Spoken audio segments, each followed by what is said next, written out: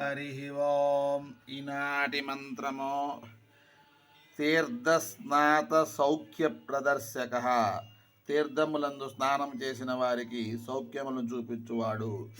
ఆ తిరుమల స్థానములలో అనేక వేల తీర్థాలు ఉన్నాయి.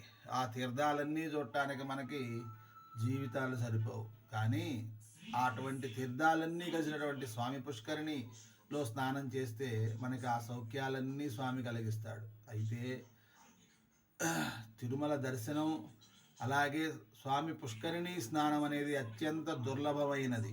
మనకందరికీ తెలుసు. ఎన్నోసార్లు మనం తిరుమల వెళ్ళినా కానీ మనం పుష్కరిణి స్నానం చేయకుండా బయటకు వచ్చేస్తూ ఉంటాం.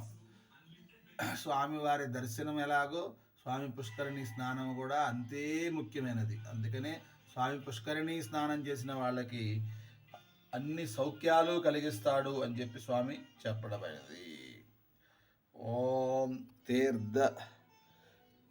తీర్థస్నాతృ సౌఖ్య ప్రదర్శకాయ నమః. తీర్థస్నాతృ సౌఖ్య ప్రదర్శకాయ నమః. తీర్థస్నాతృ సౌఖ్య ప్రదర్శకాయ నమః.